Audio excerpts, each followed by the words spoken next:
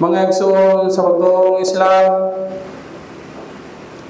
karong adlaw ika-5 sa bulan sa Shaaban. Ug pipila na lang ka adlaw magsugod na ang Ramadan. Ang dakong pangutana, andam nabagyod kita sa Ramadan. Ang mga sahaba nga sa dihang nagkaduol na ang bulan sa Ramadan, wala nila kini gihulat, nakalit lang nga moabot. Mga bulan palandaan, giandam na nila ang ilang mga kasing-kasing. Si Mu'alla ibn al-Fadl, usa ka tabi'in, mingon, ang mga sahaba nag-aambol ng Allah sulod sa ulong kabulan nga ipaabot kanila ang Ramadan. Ug human bulagay ang Ramadan, nag-aampo usab sila sulod sa ulong kabulan nga dawaton unta ni Allah ang ilang mga ibadah, ang ilang mga buhat. Mga igsoon, wala sila mabalaka kung unsay ilang ihanda sa lamisa. Kundili kung dawaton ba Allah ang ilang mga pagsimba. Mao kini ang hinungdan nganong ingon si Allah subhanahu wa ta'ala diha sa halangdong Quran, yawma la yanfa'u malu wala banun illa man atallaha biqalbin salim. Sa dulo pagkahubad bago ni Allah subhanahu wa ta'ala sa adlaw nga diin ang bahandi dili kapuslan ni ang mga anak gawas lang sa bisan kinsa nga moabot kay Allah nga limpyo ang kasing-kasing. Mga igsoon, adunay mga butang sa kalibutan nga kung moabot gipalingkamutan nato nga pangandaman daan. Kung naay bisita nga wanha, atong limpyuhan ang balay. Kung naay espesyal nga okasyon, atong ayuhon ang atong mga kaugalingon. Dili nato tugutan nga moabot ang bisita nga hugaw ug gubot ang atong palibot. Apan dunay usa ka bisita nga moabot matag tuig, mas bililhon pa kaysa bisan kinsang bisita. Ug kini nga bisita dili sa balay mo dayon, kundi sa atong mga kasing-kasing musulod. Mga igsoon sa pagtuong Islam, ang Ramadan usa ka bisita nga wala magtan-aw sa atong lamisa o sa pagkaon, kundi diha sa atong mga kasing-kasing. Dili niya balutangon kung unsay atong giandam sa iftar, kundi balutangon niya unsa bagyo ang anaa sa atong mga kasing-kasing. Mao nga gisulti ni Allah subhanahu wa ta'ala, ya ayyuhalladhina amanu kutiba alaykumus siyamu kama kutiba alal ladhina min qablikum la'allakum tattaqun. O kamong mga magtotoo, ang pagpuasa gisugo kaninyo sama sa gisugo sa nauna kaninyo, nga hinaot unta nga kamo makabaton usab og kahadlok. Mga igsoon, kung adunay hugaw ang atong mga kasing-kasing, kung puno sa kasugo, kasina, kabarakan o sala, muabot manggani ang Ramadan, apan ang atong kasing-kasing magpabiling sarado. Kini ang ikahadlugan sa mga sahaba, mao nga gisulti ni Ibn Umar radhiyallahu anhu, kung kahibalulan ko nga gidawat ni Allah ang akong sajda, mas mahalo na ko kini kaysa tibuok kalibutan ug sa tanan nga niini. Mga igsoon sa pagtuong Islam, kung atong tanawon ang kalendaryo, 5 na lang kaadlaw insyaallah magsugod na ang pagpuasa ning bulan sa Ramadan. 5 kaadlaw, dili 5 ka buwan, dili 5 ka semana, 5 na lang kaadlaw. Ang pangutana karon, dili na moabot na ba ang Ramadan?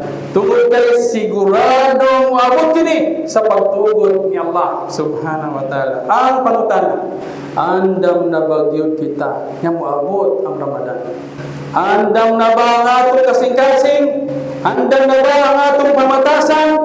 Andam na ba ang atong relasyon ngadto kang Allah subhanahu wa ta'ala? Mga igsoon, daghan ang nag-andam sa Ramadan sa alang sa pagkaon. Nagahuna-huna sila unsa ang lutuon para sa iftar, unsa ang ihanda para sa suhur. Apan pipila na ang nag-andam sa mga kasing-kasing. Gamay ang namalandong sa ilang kaugalingon. Nagbasol na ba ako sa akong mga sala? Nakabalayo na ba ako tauba pagbabalik loob kang Allah subhanahu wa ta'ala? Kung hindi na makawalan akong katapusan Ramadan, andam na ba ako nga muatubang kaniya? Mga igsoon sa mutong Islam, ang Ramadan dili kalit nga moabot aron magbag-o kita. Ang Ramadan moabot aron sugdon kung doon na ba kita naunang naandam. Kung karon pa lang dili na ta magsala og tarong.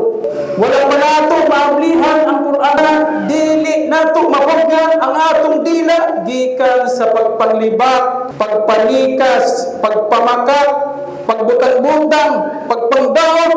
Unsaon nato pagsulti nga andam na kita ning bulan sa pagpuasa. Maatoy Allah subhanahu wa ta'ala, kala innama yataqabbalu Allahu minal muttaqin. Sabagay tinuod ang dawaton na ni Allah kadtong mga buhay sa tao na dunay taqwa, dunay pagkahadlok kang Allah subhanahu wa ta'ala. Dili tanan nga miabot ang Ramadan napasaylo. Dili tanan nga nagpuasa dawaton ang ilang pagpuasa. Busa sa dili pa musubang ang unang adlaw sa Ramadan, sa dili pa kita magutom o mauhaw, ang una natong magpuasa mao ang atong kasing-kasing gikan sa kasalanan. Hinaot pa unta. Aqulu qawli hadha wa astaghfirullah li wa lakum wa li sa'iril muslimina min kulli dhanbin fastaghfiruhu innahu huwal ghafurur rahim.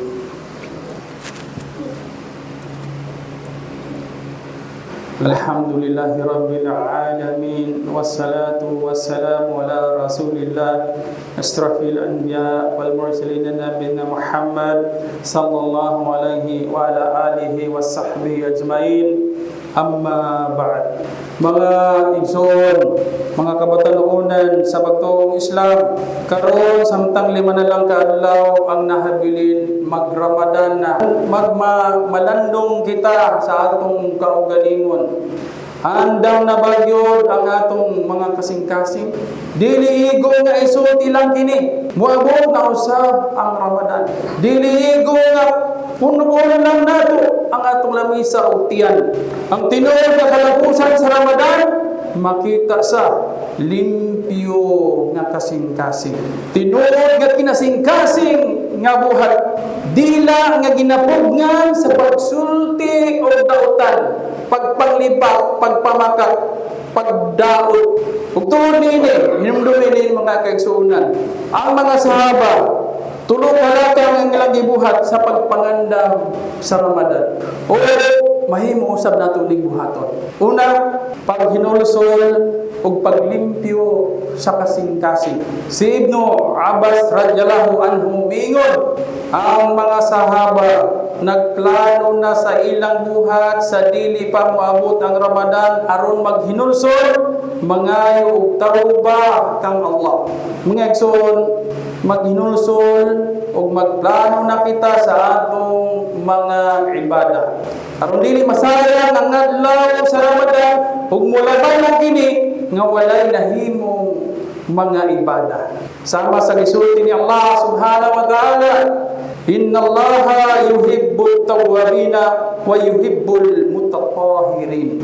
Sabagkat tinuod si Allah nahigugma niadtong mga mahinulsulon ug siya nahigugma niadtong mga nagputli sa ilang mga kaugalingon. Busa sa dili pa moabot ang Ramadan, limpyuho nato ang atong mga kasing-kasing gikan sa kasukol, kasina ug salat. Kung adunay kalagot sa isig kaigsoon, kung adunay salat ang Allah, ayaw hulata ang unang Ramadan ayuha nakaron. Ikaduha, pagpalig-on sa relasyon sa Quran o pag-ampo. Ang mga sahaba nagabasa sa Quran adlaw-adlaw, nagsala sa tinarong o gianda mangilang mga kasing-kasing sa pagpaminaw sa pulong ni Allah sa Ramadan. Matod ba ni Allah subhanahu wa ta'ala, dalikal kitabu la rayba fihi hudan lil muttaqin. Kini ang Quran walay pagduha-duha, usa ka giya alang sa mga adunay kahadlok kang Allah subhanahu wa ta'ala.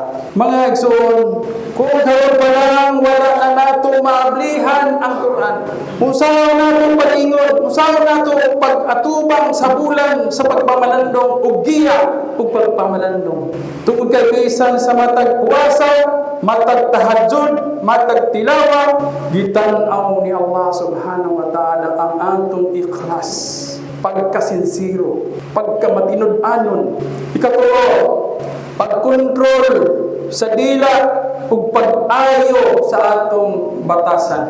Ang mga sahaba naningkamot nga dili makasulti og dawtan, dili mamakat ug dili makapangdaot sa uban. Si Abu Hurairah radhiyallahu anhu mingon, sa dihang hapit na ang Ramadan, labi pa namong ginapugngan namo ang among dila gikan sa dawtan ug among ginaampingan ang among pamatasan. Mga igsoon, ang dila mao ang pultahan sa kasing-kasing. Kung hugaw ang dila, hugaw usab ang kasing-kasing. Sama sa gisulti ni Propeta Muhammad sallallahu alaihi wasallam, kullukum ra'in wa kullukum mas'ulun an ra'iyati.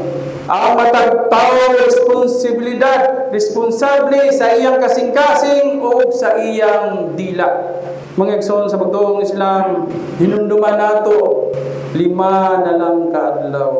Ang bulan sa Ramadan nagkaduol sama sa kahayag nga nagasidlak diha sa atong mga kasing-kasing. Ang mga adlaw sa puwasa, mga gabi sa tahajjud, espiritual nga puwasa, nagahulat sa atong pangandam. Apan ang pangutana ni Allah ni anang adlaw mao, andam na ba ang imong kasing-kasing? Andam na ba ang imong mga buhat? Andam ka na ba nga mudawat sa iyang mga panalangin? Kung dili pa, ang 5 ka adlaw, igo pa aron kita maghinulsol, maglimpyo sa atong kasing-kasing o mag-andam sa tanan sa pag-abot sa bulan sa panalangin. Sugdi karon ang pagpangandam sa kasing-kasing sa dila ug buhat. Aron sa pag-abot sa Ramadan, andam na kita sa tanan nga panalangin nga dala niini. Iduan nato ang Allah subhanahu wa ta'ala, wala paabta kami sa Ramadan. Himuwa kaming kabahin sa nagampo sa adlaw o gabi. Yapin kami sa mga nangayo o tauba. Dawata ang among paghinusod, luwasa kami gikan sa kalayo sa impyerno. Ug liguna ang among mga buhat ug iman. Amin ya Rabbil Alamin.